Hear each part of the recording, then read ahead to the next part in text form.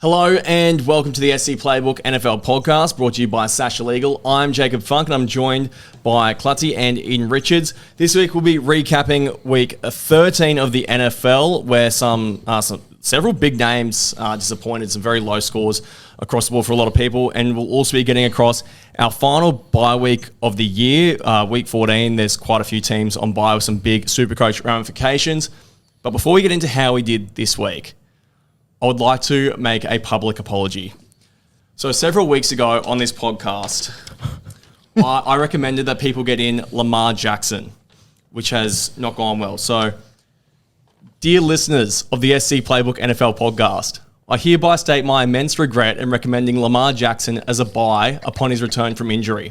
To say Jackson's output since trading him into my team has been poor would be a huge understatement. His 3-week average of 13.7 is 210th in Supercoach, trailing Colts kicker Mike Badgley, Bengals receiver Andre Yoshivas, and the Chargers defense. He's also trailing Shedeur Sanders. This choice has completely derailed my NFL Supercoach season and has left me pondering how I will recover and attempt to remain in the top 3,000. I apologise to those who listen to my advice and find themselves in a similar position. I plead guilty to one count of gross negligence and trade advice, and going forward, I vow to show better judgment in players I recommend on a public platform. I pray to our Lord and Saviour, Drake May, that he absolve me of my sins, and I hope that listeners of this show will do the same. That is great. Thank you. Hey, tell you what, we've got to give a round of applause. That's hand up accountability there from Funky. Outstanding. We love to see it. We love to see it, mate. One of the all-time howlers, that one. Obviously, we said at the start of the season, Lamar was a set-and-forget sort of guy, but injuries come into the fold. The Ravens stink. There's all that. It's just, it hasn't been good for you, mate. It hasn't. It's just, it has been a complete disaster. I think I got him in when he was around like 27 million. And because he's done so badly, he's now sitting at 17.1. Holy. Wow. Yeah, which means like, geez, great buy low if you're still bullish on him. But it's to the point where he's like so cheap and I've got so few trades left that I don't even know if I can trade him out. Yeah, I think you're just going to have to stick with him. I mean, thanks to the great vice captaincy of Lamar Jackson, I scored 389 this week. Oh, that's gross. That's very gross. Yeah, I lost a bit over 300 places, I think. Dude, the fact that, like, I had a look at how I went this week and I scored 450 and I was like, oh my God, I'm going to drop down so many spots. I've actually increased my position. So I was like, wow, you must have to score really low to drop. Like, I went up 178 spots. I'm back in the top 2,000, which I'm stoked with. My weekly rank, I dropped to 2,717, but I don't really care about that because I have gone up those 178 spots. But for you to drop 383 spots is just, at this point in the season, like it's a long way to go. It's music to my ears, to be perfectly honest. But mate, it's tough. It's going. just a tough one. I was talking off camera with Eden before about there's some decisions that you make throughout the year, which no doubt we'll probably do a review at the end of the season. But like, you have a look at some of the decisions, like trading out and trading in Jamar Chase. Like, that's 2 trades there. There's a lot of things that I'm thinking about this week where if I didn't make a couple of those panic decisions, I could probably make some more risky decisions now, knowing that I still have trades. But it's look. Going back to the week that was, though, before I get too far ahead of myself, 450, wasn't too happy with it, but seeing how everyone else went, I'm not too disappointed. Some key matchups for me, some key scores. Jamar Gibbs, who I wrote as a must-have for the run home, he only scored 19, which is a bit disappointing. But he has those games in him. I'm pretty sure like Amon-Ra being out was huge as well. Got a DMP there, and my 2 backup receivers didn't even score in Matt Golden and Roman Wilson. Unfortunately, I did say that I'm happy to have them as my backup options. I just didn't expect Amon-Ra to get injured on the first play of the game, basically. But some good points from my team. Rashee Rice came in and scored 50 this week. So very, very happy with that. Brock Bowers had a 2-touchdown game with 40 points. Drake May got 40 today. They really took the foot off the pedal in the second half there, which was frustrating. I thought they were going to score like 1,000 points. Yeah, I was very excited to see him go off. But overall, my team didn't score too badly, but there was no one that really popped off. And there was a couple of single-digit scores, like Smith and Jigba having a down week. He was due. Yeah. He was definitely due. I think he's going to come back for a huge week this week, but it's his worst performance of the year at 6 points by far, coming off 65 points against Tennessee. But, you got Falcons, Indy, Rams, Carolina, and San Fran. It's a tough run home, but if they're going to be big wigs in the playoffs this year, they're going to have to go to him and get him humming. So I'm not too concerned about that, but... Yeah, one of the other issues that I didn't think I'd really have coming in towards the end was having Loop, good old Loop the Loop. 4 points. Yeah, only scored 4 points, which whatever. He's currently ranked as the 10th kicker on the season. I'm going to persist with him, but it's like, if I had more trades, I'd probably get rid of him and bring in someone a bit better. I think he'll score enough points against the Steelers this week. Yeah, I agree. It's probably also one of those things like where everyone got him in for bottom dollar and you sort of pay for what you get. Yeah. That's it. So, look, this week, disappointed with the 450 initially, but sort of happy after seeing that it did increase my rank and other people were a lot worse off. But, I was fully sweating on whether I go Josh Allen or Drake May. I almost looped Jonathan Taylor. I'm surprised. I think Josh Allen for the rest of the season's only going to be a captaincy option if he's playing at home. Yeah. Is my weird take. Well, how do you go this week, Doss? Yeah, just on the Allen thing, I do think he plays better at home. He does get a lot more opportunities in the goal line. I scored 433. All right, my ranking is still 1,712, so pretty happy with that. I mean, I was looking at the week 13 average for the comp, and it was 368, so I don't feel too bad, Funky. Oh, wow. That's brutal. I captained Josh Allen, and I told people to captain Josh Allen. He scored 34, not great, but again, it was a pretty low-scoring week. Bijan Robinson was probably the standout with his 55. He just absolutely destroyed the Jets. Yeah. Nico Collins, who I picked up a couple of weeks ago, he scored 37, so I was pretty happy with that. McBride keeps doing his thing. Pat's defense keeps doing its thing. And I was getting pretty excited watching Drake May today, and then the Pats just completely changed their game style in the second half and just tried to ice the win, which is understandable. So, it was a pretty low-scoring week for most people. Amon-Ra getting injured is not great, but... we'll see. That's what you get on the big Special jobs. shout out as well to the Broncos D against Washington. I thought that'd actually go all right against Mariota, but 8 points. New England 22 today, which sort of hurt. See the Seahawks defense? And the top scorer of the week, well, one shocker, AJ Brown, who's been terrible all year just about, except for the last 2 weeks. He's back, baby. Yeah, 60 points for him, and then tied with him the Seattle. I can say more words. The Seattle Seahawks defense. So that interception, 60 points, 60 for a decent. That interception that turned into a touchdown for Seattle was one of the worst and funniest plays that I've ever seen. I reckon it was absolutely atrocious. There were some crazy catches this week, though. Yeah. Talking about defensive plays, you see, I think it was the Chargers one, their first interception against the Raiders was a crazy one. There's also the Nakua catch, crazy Treylon Burks catch against the Broncos. There was even Brock Bowers had a good catch. Yeah, he had a really good one as well. Yeah, it was a good way. I tell you something else though for the punters that are listening. Obviously not this week because they're on a bye, but the Pats defense / special teams for a touchdown is looking so juicy every week as a little punt on an anytime scorer. I was just saying to you guys before we started recording, Marcus Jones, who plays special teams and defense for the Pats, he has 3 touchdowns this season. He has more than Justin Jefferson. Yeah, so that's insane. On Justin Jefferson, 2 points this week. So I had Amon-Ra, DNP, auto emergencies, Justin Jefferson, 2 points. Looked about as miserable as any bloke I've ever seen. So poor Justin Get Jefferson. into New England. Yeah, it's quickly getting into some housekeeping as well. Make sure that you subscribe to the podcast on YouTube, Apple, Spotify, wherever you're watching or listening. We'll keep bringing you this podcast throughout the season. Socials, Facebook, Instagram, Twitter, TikTok at SC Playbook NFL. Drop us a like there. Weekly articles still coming to you from our team of contributors, including these two boys at scplaybook.com.au. And the subscription package as well. You get access to our premium content, including extra articles, our WhatsApp community league prize money if you're in our unlimited league, and more for less than $2 a week. So sign up via the menu on our website. Buys this week, the last big buy round. Pats, Giants, 49ers, Panthers. It's actually in terms of...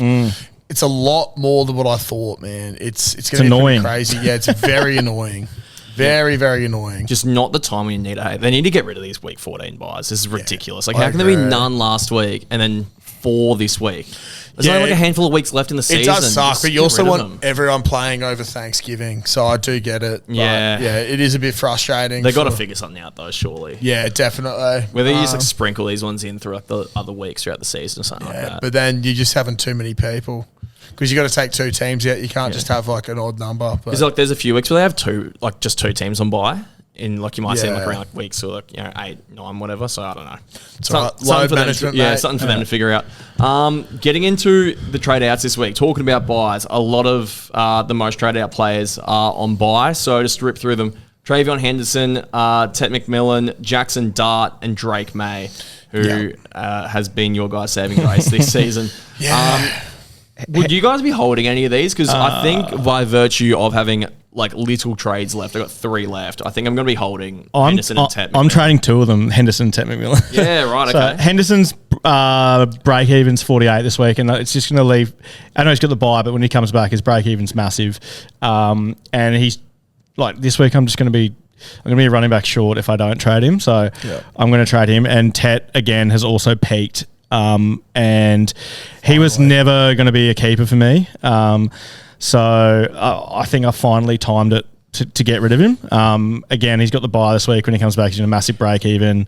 I won't talk about who I'm bringing in yet, but they're the 2 I'm actually going to trade this week just because I think they've both peaked, and I did plan on trading both of them as well. Yeah, I think as a Drake May owner, before we get to trades and stuff, I'm not trading him this week. I just don't have enough trades either to really make a few of the trades that I want to. But I've been planning for this week for a little bit. If Amon-Ra didn't get injured, I'd be sweet. And if JJ McCarthy wasn't 9, I'd also be sweet.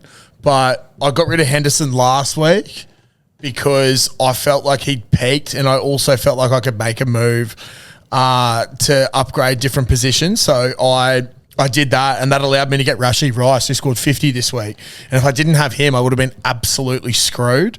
If you've read my article, you already know that I'm getting rid of Tet, but I'm not going to say who for yet. We'll get into that later. Jackson Dart. Trade.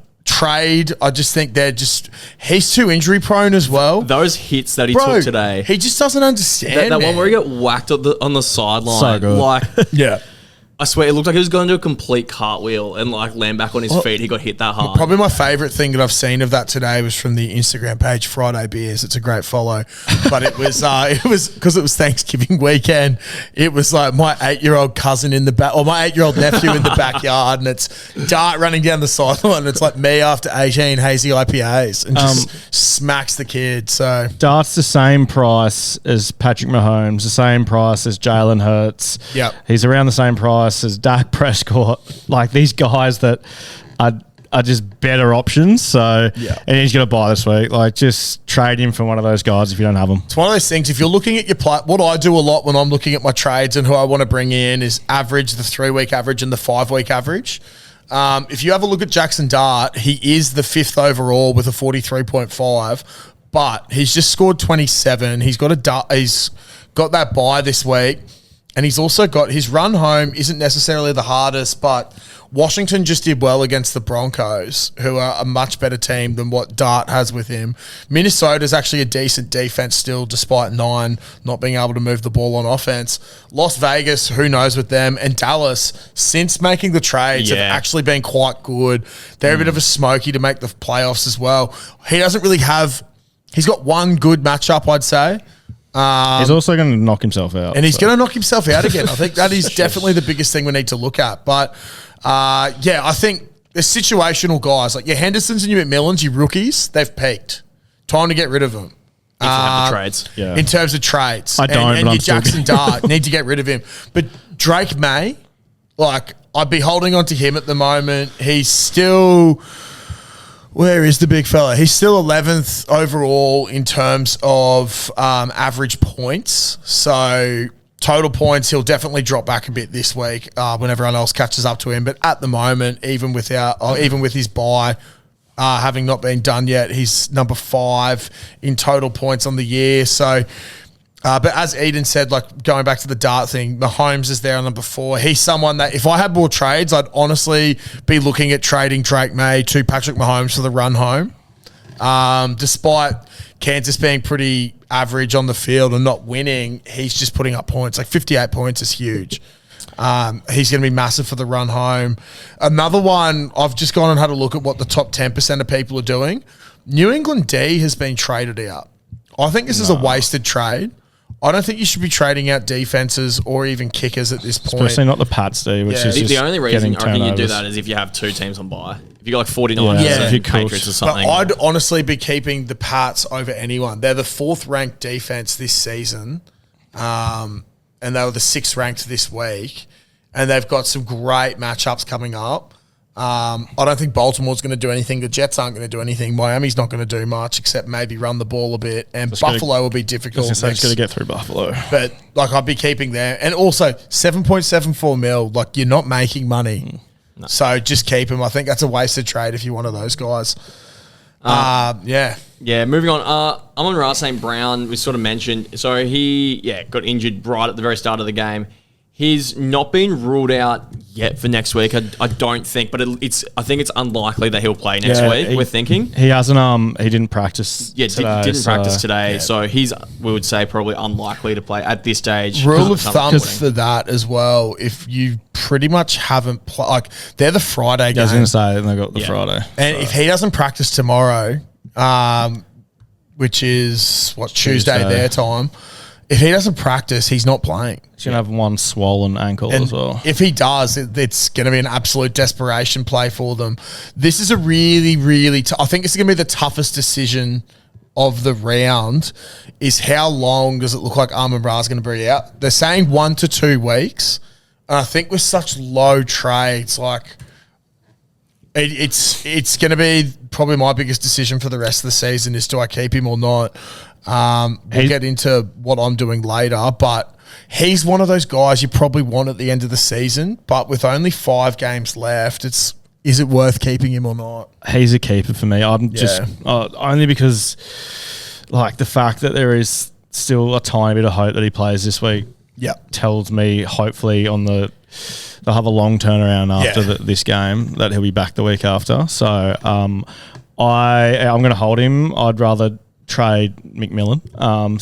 Because I don't have McMillan as a starter on my run home in my ideal team, but Amon-Ra I do. So I'm gonna hold him and really hope that it's not as bad as it first looks because it didn't look great. But I think he won't play this week, but hopefully he'll be back the week after. I guess. Do you have anything else, Sam? I was going to say, like, he's the number 3 receiver on the year. I just think, like, what Eden said there, you probably want him for your run home.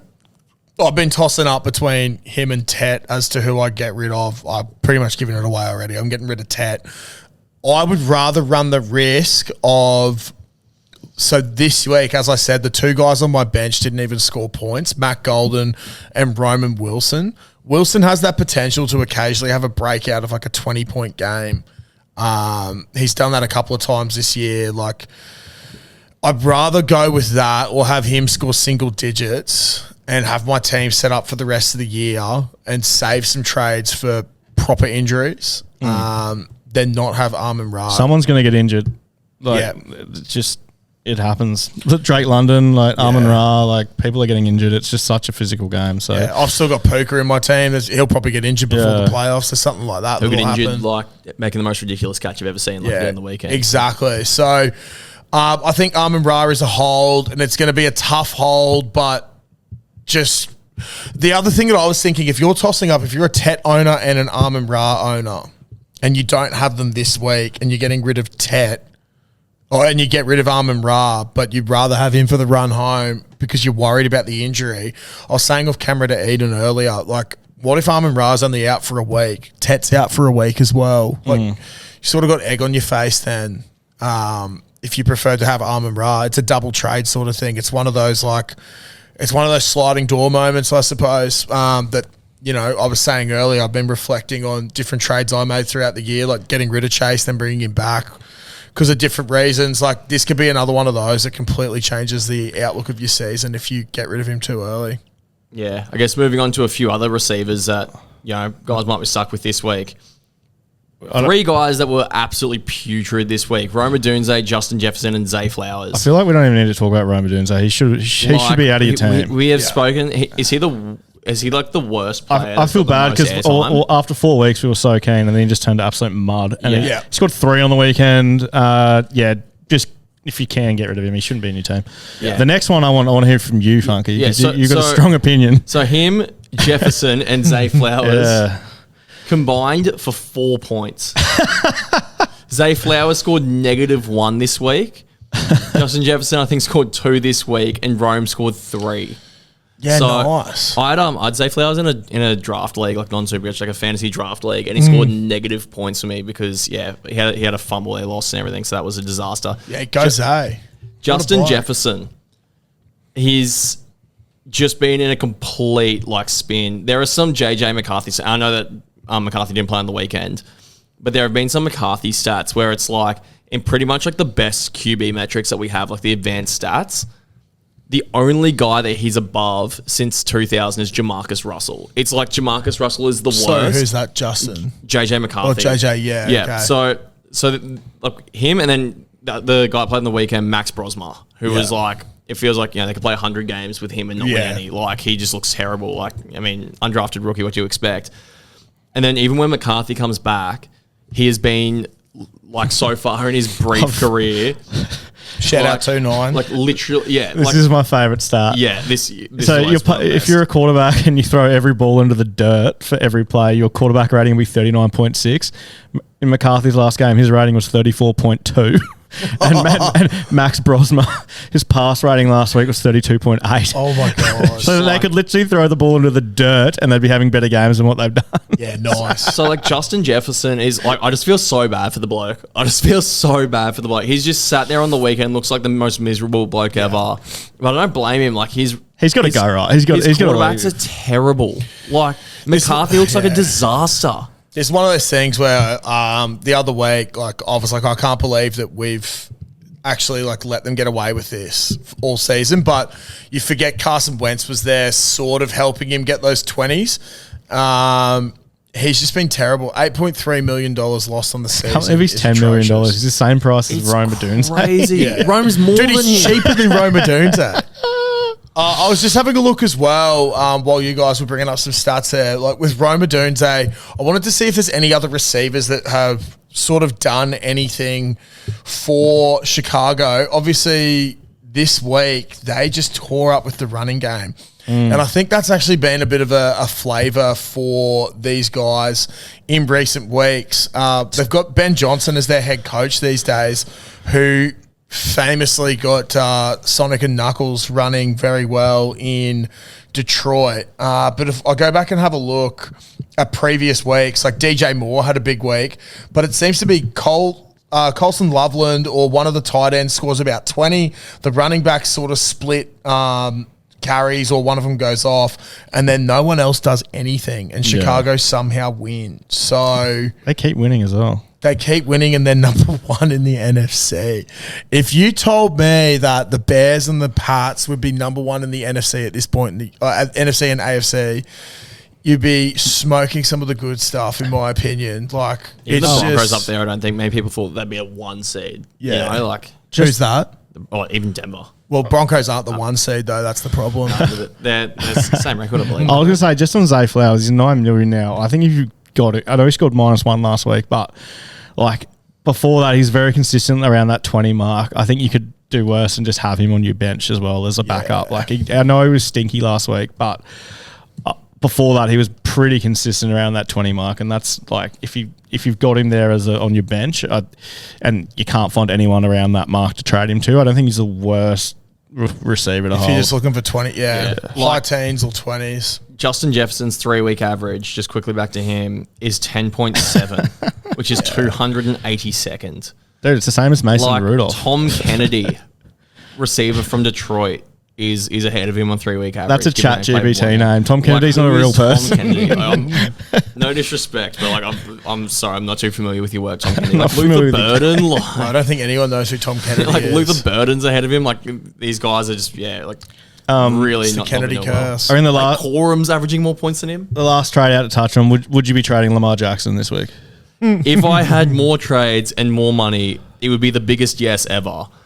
But the problem is that he's now so cheap, Lamar, at 17.1, that like if I like the trades I want to make, like I'm either basically I'm in a position where I've got to trade. I feel like I've got to trade. This isn't just Ted about this you, week. mate. This is about all the coaches out there. What should they do?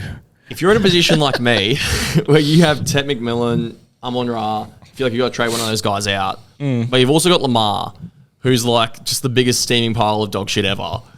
It's like, I don't feel like I have enough money left to trade Ted out to someone that I actually want, who I'll get into later, and also trade Lamar Jackson to someone who's playable. Lamar's 3-week average 13.7. Like, what is So doing? Do you know what I'd be bad. doing, dude? If I'd be rather running the risk of like, do I want Lamar to be scoring a average of 13.7 points, or you could do a swap to. He had a shit game this week, but Sammy Darnold, his 3-week average is 19. Let's not go there. I was gonna say Jordan Love. Jordan Love, dude, it's boosted up. Like he got a 50 this week. His 3-week average is 32.7. He's rocks and diamonds, but he's probably like a more reliable option I than Lamar. reckon running low on trades, you got to give Lamar one more week.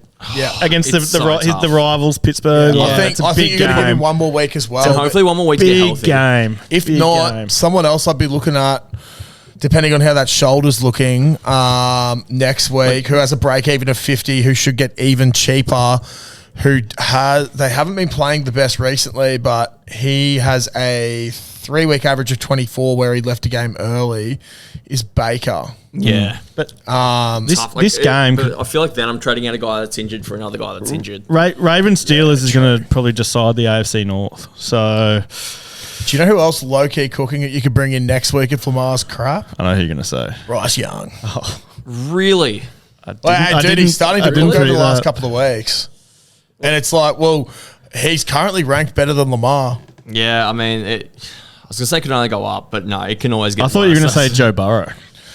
I don't mind Joey B, but But he's dude, also 23 he'd million. be so much money to bring in. Yeah. Yeah. The other guy that The problem is like a lot of these guys I want are like just out of reach. Is Yeah. my biggest issue. So if you look around, like, man, if Dart hadn't come back and Jameis was still cooking, I honestly probably would have gone him because he just slings it down there. Yeah, I love Like- Jameis.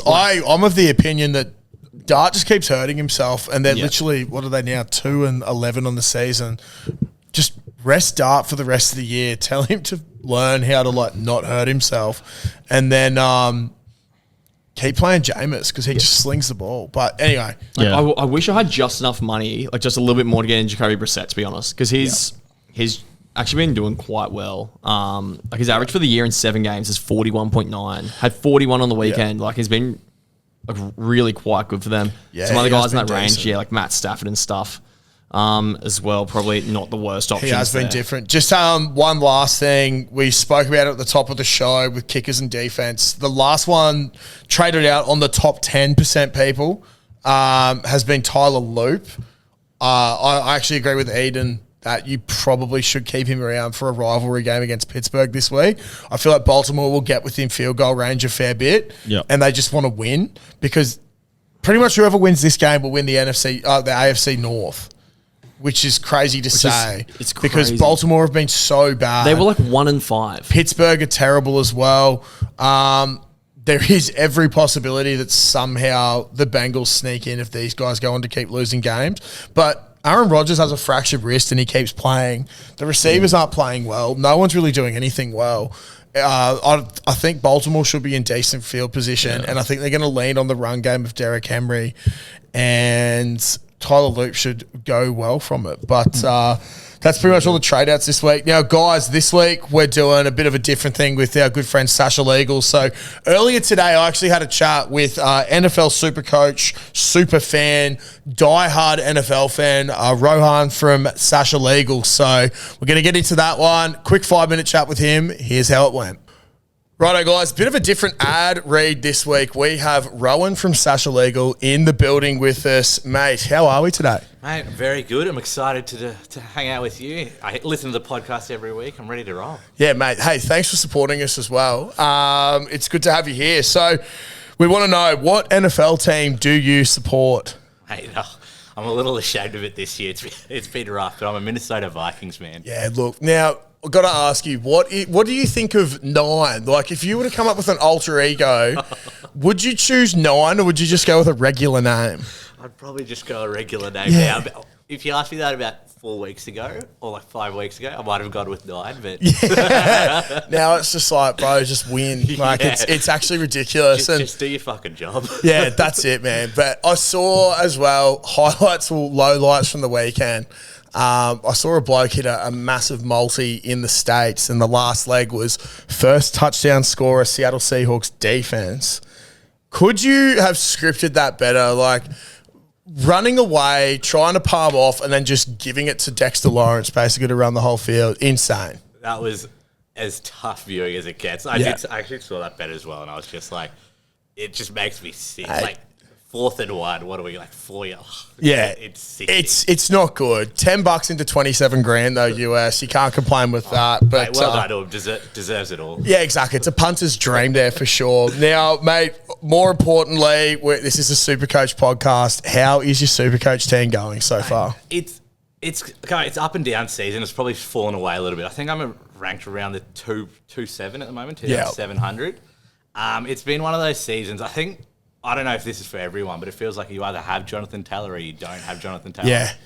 I don't have Jonathan Taylor. Yeah, right, mate. I was on your camp there for quite a while. I've brought him in the last 2 weeks, and he hasn't really been that good. But yeah, I feel like JT was the real difference maker with people moving up and down the ranks this year for sure. Yeah, I think, and for me, the guy I did have was Saquon Barkley, who I started with at the start of the season. And I was listening to you guys as well, and I agreed with you. I was like, look, he's just a blue chip running back. Like, he's going to come good, but it's just been going downhill, and just watching JT just go nuclear. Yeah. Like, I think it was a Germany game or something where he just I didn't watch that game. I woke up and I was like, this has to be a joke. Refresh. Yeah, that was the week that that saw me just plummet down the rankings, and I went, I have completely stuffed up by not getting him halfway through the year. But there's a lot of blue chip players this year who haven't been the greatest.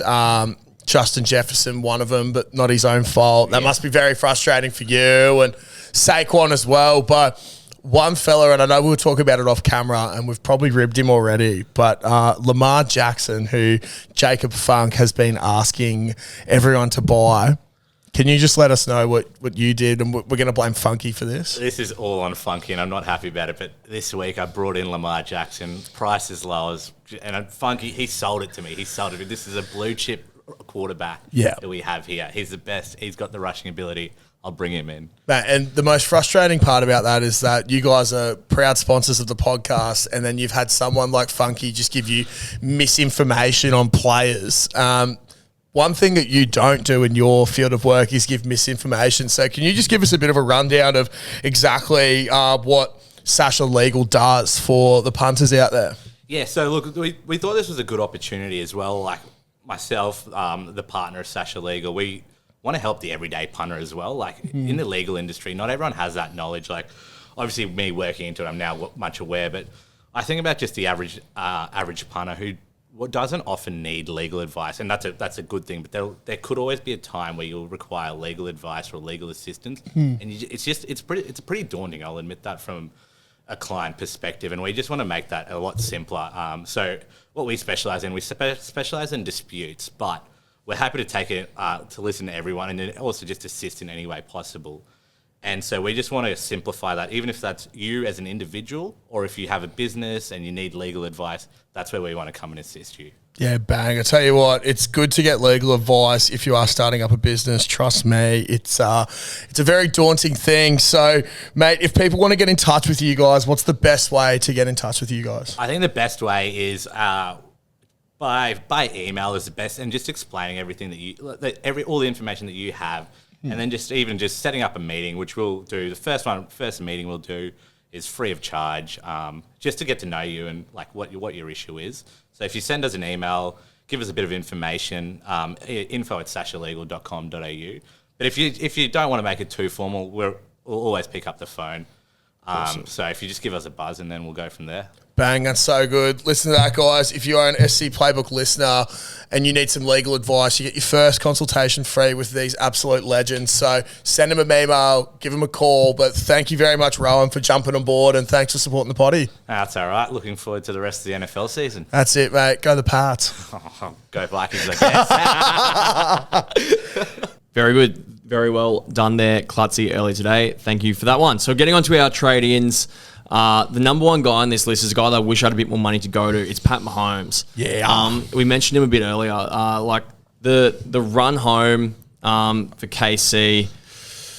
I mean, it's tough, man. I don't think it matters, really. Like, Mahomes is Mahomes. He's just going to score. Yeah. That's the thing. I've been, in my weekly articles, I've been having him in there a fair bit, and a number of him and Rashee Rice, I've had in there every week, and I keep saying that they need to win out to make they're currently 2 games. They're more like, because of the loss now, the 3 guys ahead of them in the wild card have all beaten them. Yeah. So they're actually technically 3 games out. Rice is number 3 there. So, if you're bringing them in as a package deal, it'd be a great package deal to get. But they've got Houston, Chargers, Tennessee, Denver, Vegas. They pretty much, to me, they'll lose the Denver game. They might lose the Chargers game. And there's every possibility they lose the Houston game. We might not see. I reckon they'll beat Denver. There's my prediction. Ooh. Denver beat them earlier in the year. I know. They have to win out.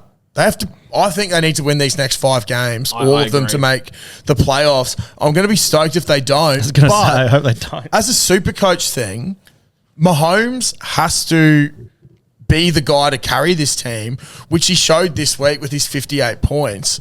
I think he's a great option if you don't want to have, honestly, if I had probably another 2 trades, I would swap Drake May out for Pat Mahomes for the run home. You can trade, if you got Dart, you can do a direct trade for Mahomes. That's the easiest trade in history. So, but Mahomes at the moment, he's averaging 44.8, which is the 3rd most of any player in Supercoach, only behind Josh Allen and Jonathan Taylor.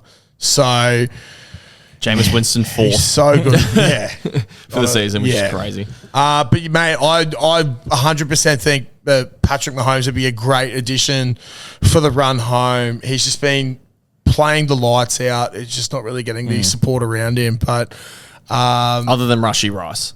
Yeah, other than Rashee Rice, who has been so good since he came in. I've been saying it for ages. I've been writing it every week.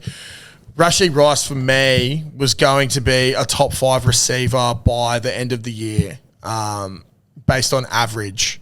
So if we have a look at that, Rashee Rice, based on average, is the number 1 receiver in Supercoach, above Jackson Smith and Jigba, above George Pickens, above Amon-Ra, and above Puka.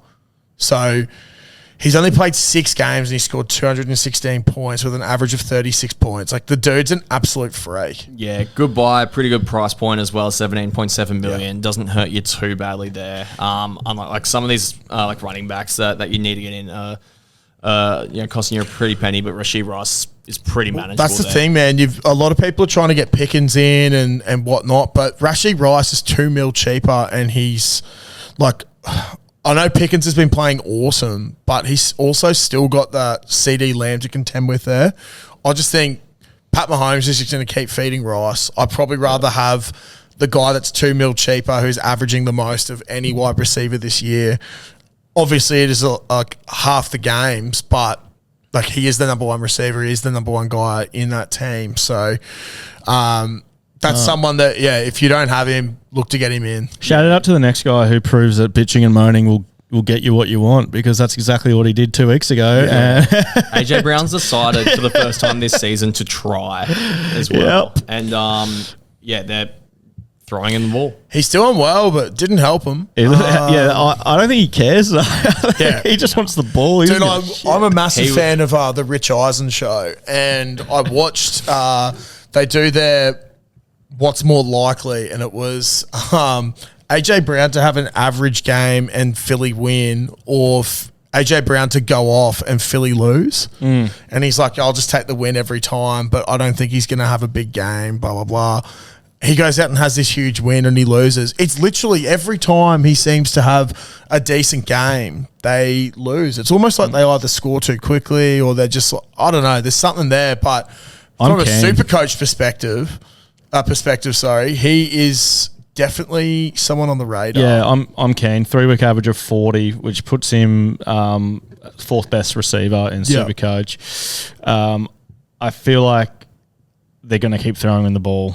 He's just massive sook. So yeah, like up until he's a stud on his reception. So up until week 10, the most catches he'd had in a game was 6, and then he had 7 week 11, 8 in week 12, and then 10 this week. So they're really looking for him. Like 12 targets this week was the most this season as well. So I just don't get when they don't throw him the ball, because he's clearly so good and he moves the chains. Question for you fellas. We got AJ Brown at 15.26, Rashee at 17. These are all on the trade-ins for receivers this week. 15.26 AJ Brown, 17.77 for Rashee Rice. Number 3 for the top 10% people that are being brought in is CeeDee Lamb at 15.8. We've also got Jamar Chase at 17.52, and down the bottom, Davante Adams 17.19.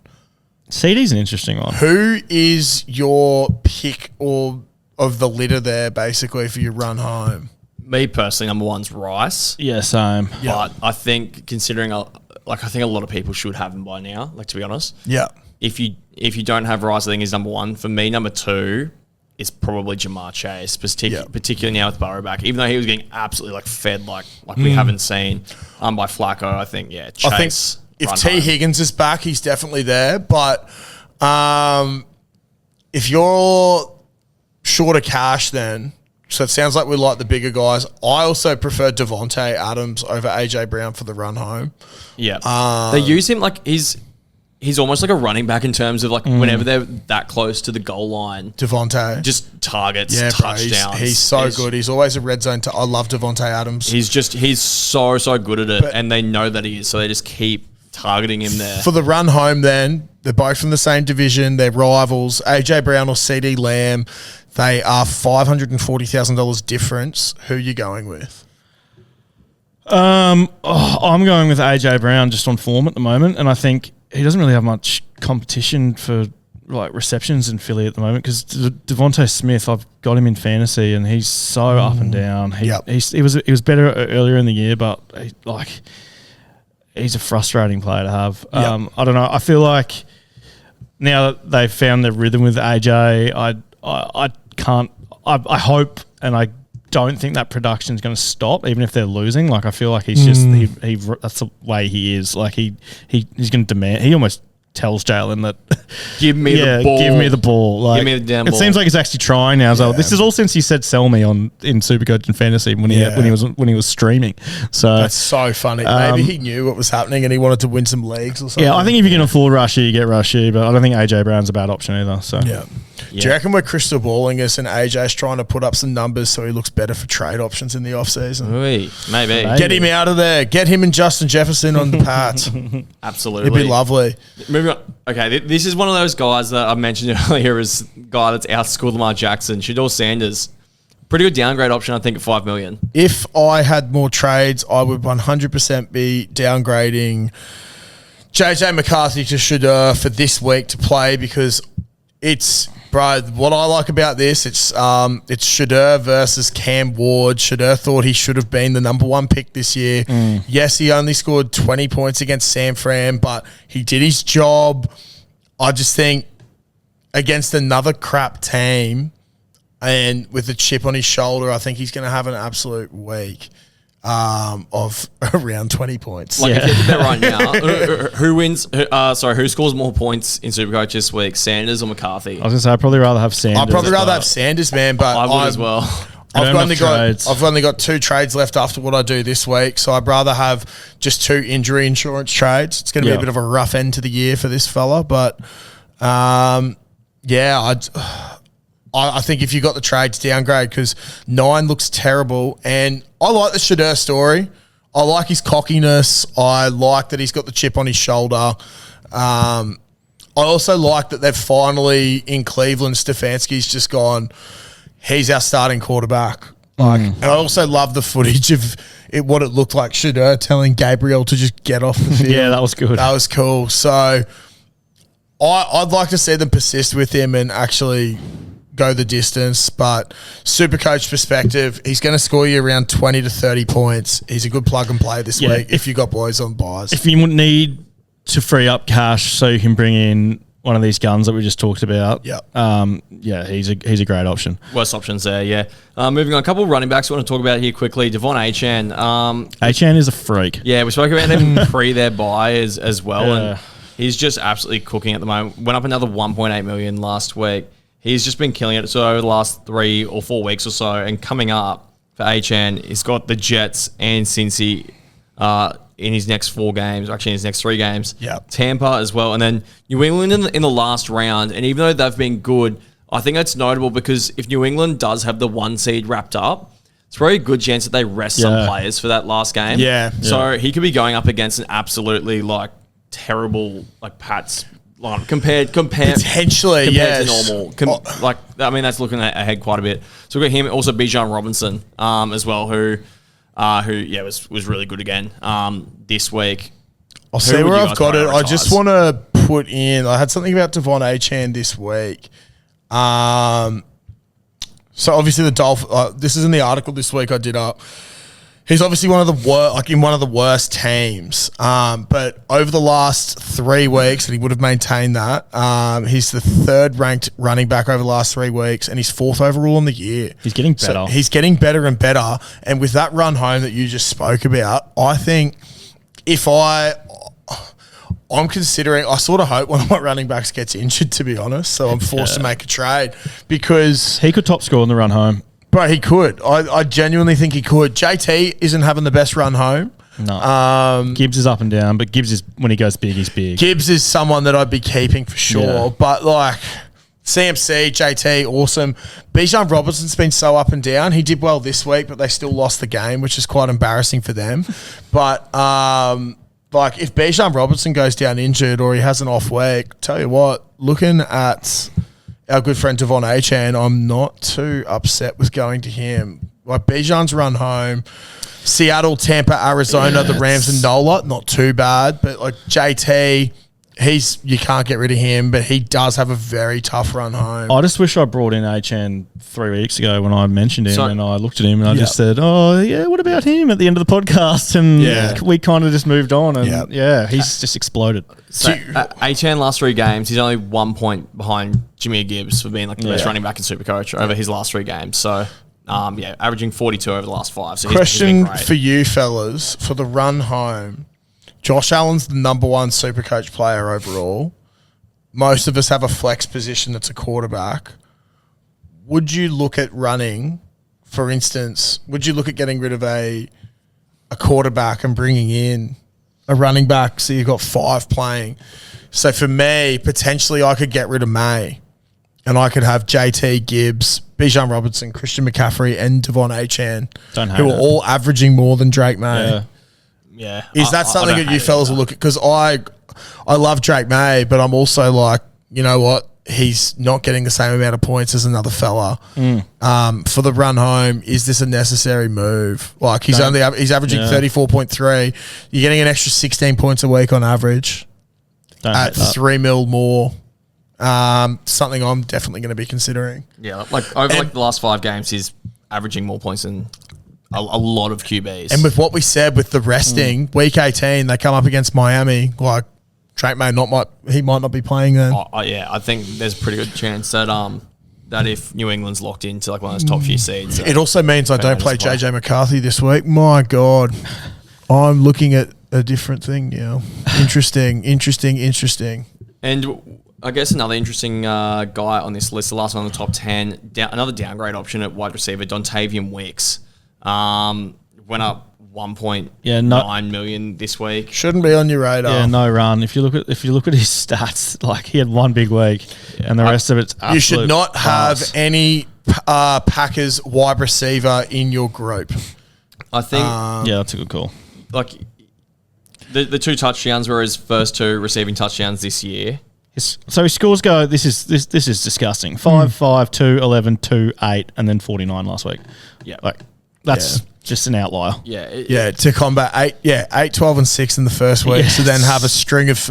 He's hit 3 double-digit scores. One's 12 in the second week. One's 11 in the 10th. Yeah. One's 49 in the 13th. Funky, why'd you bring him up? Because people are bringing him in. People bringing him in. That's in all coaches there. If you go in top 10%, the top 10% know what's up. They're not bringing him in. Because you know what you're better off doing? Go to one of the truly bottom dollar guys. It's like 3.6 million and save yourself an extra 2 million to spend on someone else. Yeah. At the end of the day, if you're downgrade all the way.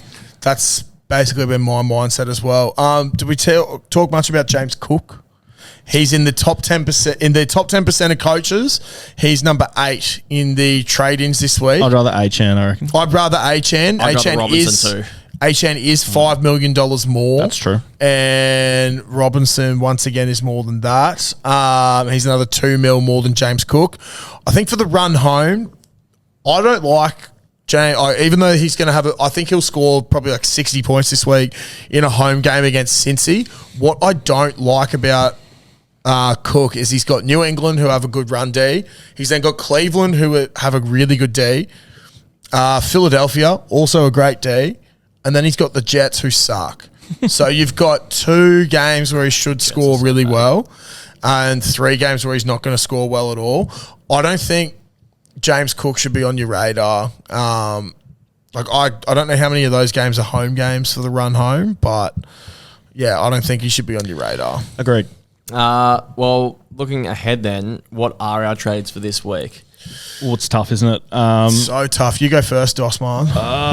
It is really, really tough. I was going to go McMillan for AJ Brown. Take a punt there. You know, at this stage of the season, like, I want to hopefully crack top 1,500 would be nice. So I've got to take a couple of risks. So do that one. And then Henderson, who we spoke about. This is tough. I think he's a trade, and I was looking at Derrick Henry. Henry's actually not going too badly the last few weeks. I feel like he's almost rediscovered his mojo a little bit. Yeah. For the Raven at the moment, he's the only way the Ravens score. So I'm thinking he's the one, but again, yeah, it's so hard trying to as we talk about every week. It's so hard trying to nail your trades. On your but just quickly, Derrick Henry. If what I mean by that, like he's the last 3 weeks, he's in the top 6 for running backs. So he's not going that badly. And I feel like on the run home, especially this week against the Steelers, I actually think that's a really good matchup for him. I agree. So I could see him going big against the Steelers this week. He's actually been better than James Cook recently too. Yeah, so I think he's Lamar going okay. come back? Against Cleveland, was it? You've had him for 3 weeks? Came back against Miami because he threw for 4 touchdowns that week, and that's why I was like, oh, okay, no worries, he's back. Yeah, okay. Since they've been since they've been real dirt and Lamar just hasn't been himself, Derrick Henry scored 37, 42, and 33. I think they're heavily reliant on the running game with Henry now. Yeah, I don't think he's a bad option to You've got me thinking about that trade at Flexo as well. That's what, like, talking about trades for myself, I've got rid of Tet McMillan. I think I've written about him for at least 10 out of the 14 weeks. He's been solid. Mate, he's been solid. He's been great, and I'm glad I kept him till now, but I've actually traded him out and I'm running a double tandem wide receiver duo. I've got rid of him for Devontae Adams. Now, I was tossing up. There's many guys there. Like, I'm not really that keen on AJ Brown. even though he's doing well. I'm not entirely keen on him. I own pretty much everyone else. So now I've got Smith and Jigba, who number 1 ranked. Rashee Rice, who's 31st, but by average, the number 1 ranked. Jamar Chase is 6th. Devontae Adams is 5th. Puka's 4th. St. Brown, I'm holding. He's the 3rd best. I want him for the run home. I'm just praying that Wilson or Golden score a couple of points. Even get it to double digits, I'll be stoked. I think that's what I'm going to run with there. The other person that I'm thinking of doing, I'm seriously considering going into this week with only 1 trade remaining, getting rid of Drake May and running the top 5 running backs for the rest of the season. Don't hate it. I don't hate it either, Eden. I don't hate it either. Quarterbacks actually, they haven't been scoring well. Yeah. The running backs, even receivers haven't really scored very well either. The running backs have been the standouts of the season. All our top players for the year, like Jonathan Taylor, Jameer Gibbs, CMC, Bijan for a while, TreVeyon Henderson for a couple of weeks. And meanwhile, the quarterbacks, the biggest disappointments of the year almost have been quarterbacks. Lamar, absolute dirt. And even Josh Allen is down on price this year. Can you believe Puka is 15.8 million? At one stage there, we thought he was going to be up around 25, 26, 27 million. Yeah. He'd be a great buy low option now if you don't have him already. But looking at this, the last 3 weeks, obviously quarterbacks for the season have been really good. They've been the best, cream of the crop sort of vibe. But majority of the consistent performers over the last couple of weeks have been the running backs. So,